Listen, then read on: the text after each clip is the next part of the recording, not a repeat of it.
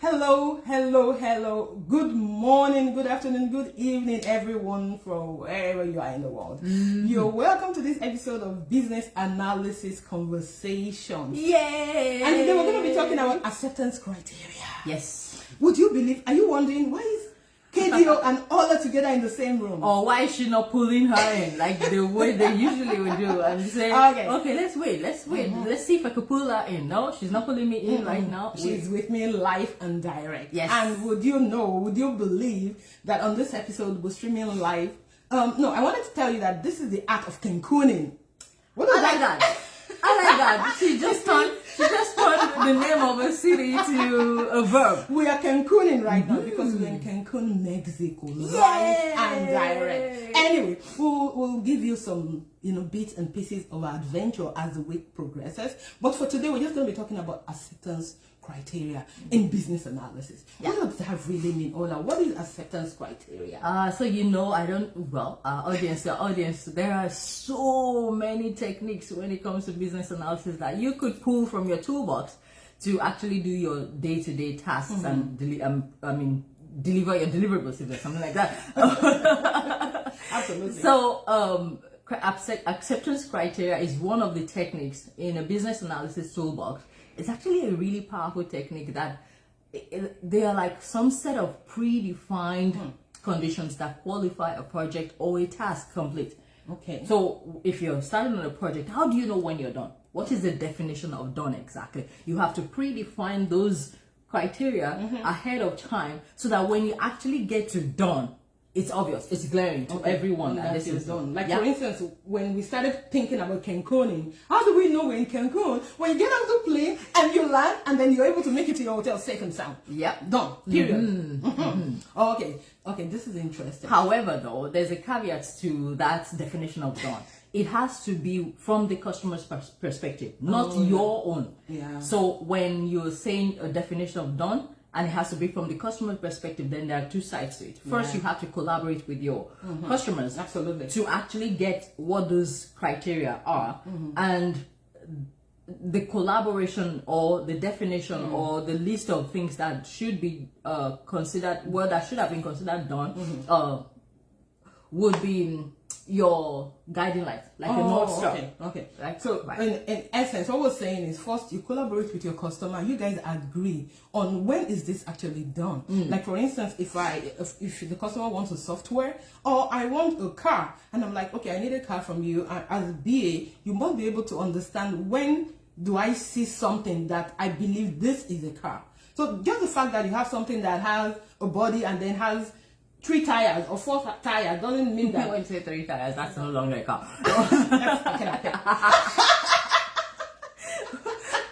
So something that has 4 tires can move, and then you present it to me, and I'm like, no, this is not a car. They're like, ma'am, look, it can move. It's got 4 tires, and I'm like, no.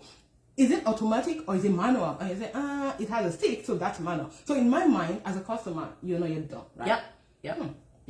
So how does this really work in organizations who, I don't know, as a BA, I'm just starting a role. Right. How do I know to ask about what is the acceptance criteria, or when do I have to do that, or when does that show up? Yeah, for sure. That's a really good question. So so let's consider a software development project, for instance. As you are gathering the requirements for that software, the features, the functionality that you're looking to implement in that software, as you're gathering those requirements, you're gathering the acceptance criteria alongside. Okay. Right? Because you don't want to keep going back and forth with your customers, even though that's what happens eventually. But you want to be mindful of the way you go back and forth with them. Yeah. So if you're talking specifically about a feature, so for an e-commerce website, for instance, when you're talking about the search button or you're talking about the search feature, right?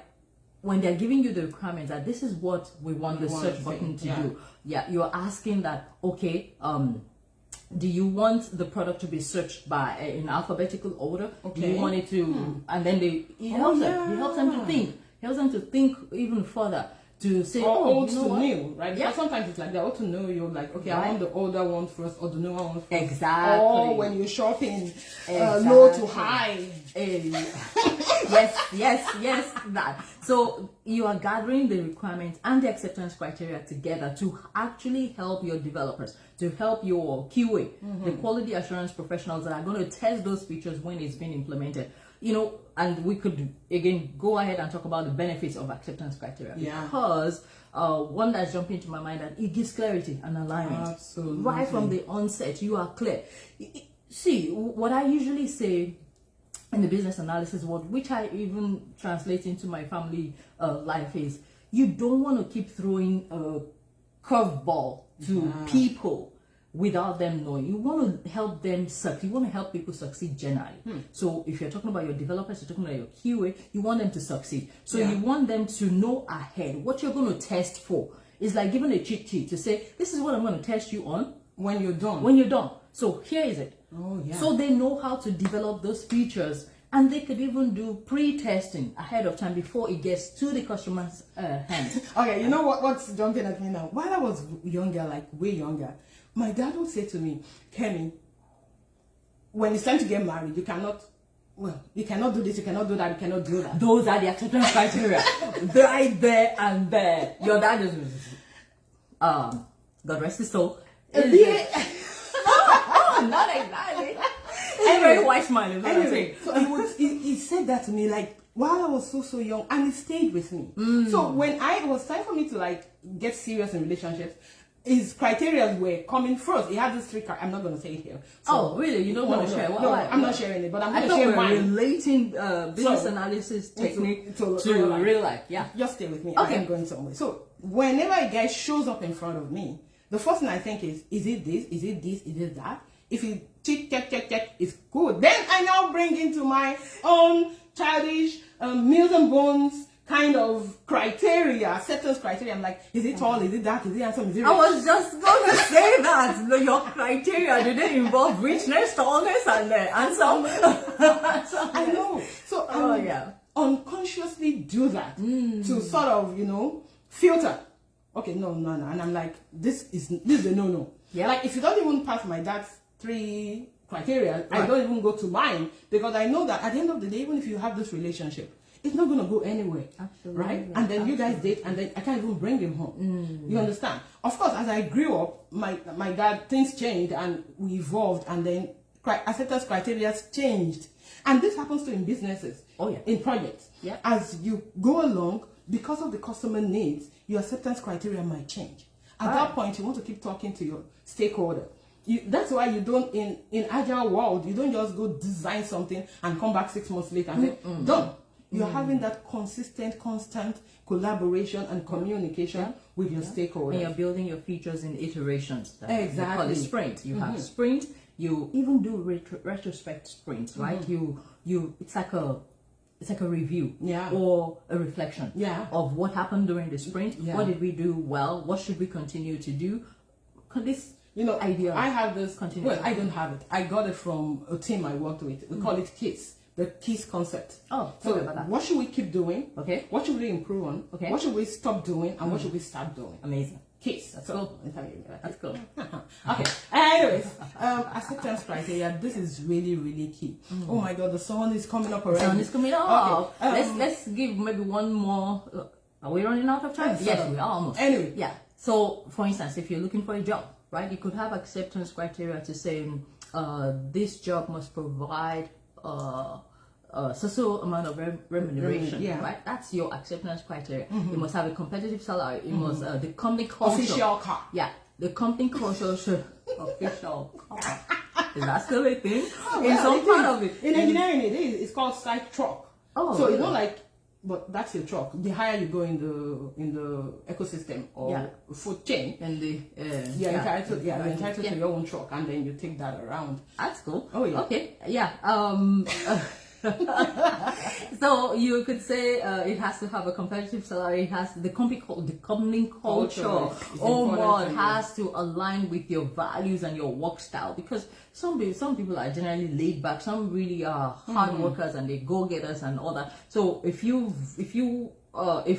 the company culture is not part of the acceptance criteria that you are going to consider before you actually accept those jobs. You find out that you are not functioning properly within that environment. Then you want to say maybe the job responsibilities must match the skill that you already have, right? You're willing to stretch a little bit, but you're not going to overstretch yourself and eventually set yourself up for failure, right? And that is where, so for instance, if you're transitioning to business analysis, this is where we come in actually to help you refine those skills so that you could get you could perform your duties, your responsibilities day one on the job. And then able to. And see, so we're gonna, like we keep saying, this is business analysis conversations. We're gonna keep having these conversations every week, right here, every Saturday. You know, just talking about this thing, just so you know that, like any other thing in life, it's just with the doing.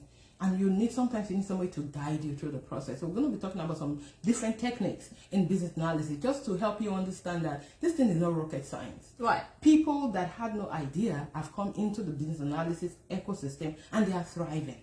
Our students are thriving, guys. Absolutely. So there's a link in the video, this live video. Click on it.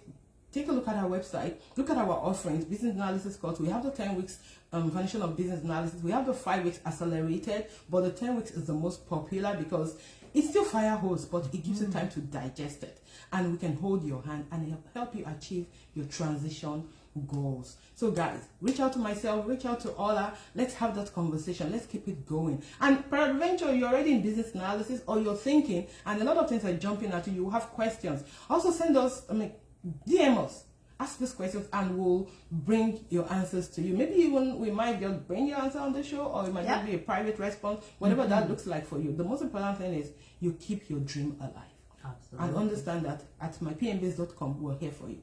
This is our bread and butter. This is what we do. This is what we breathe. This is what we eat. Helping people transition from whatever career you have right now into business analysis. And it doesn't have to be, the general worry or concern for people is, I'm at the middle of my career in life, or I'm almost at the end of my career, or I'm just at the very beginning. It doesn't matter when you choose to transition. You can choose to transition any time at all and still be an effective business analyst once you know the skills to do the job. Guys, so you can see the sun is already beaconing on us. Let's go. But before we go out, you're gonna be my shit. We have a class. So once we're done with class this morning, we're going to be going Cancun. And we're taking pictures. It's going to be live feeds your way. So, but until we see again, just keep your dreams alive. Know that you're totally possible. If you dreamt it, you can achieve it. Yep. And begin to define your acceptance criteria for anything at all. All right, guys. This is where we pull the curtain for this week. Until next time, we'll see you again. Bye. I'm going to do the Queen bye-bye. And I know you will do peace out. Take care, guys.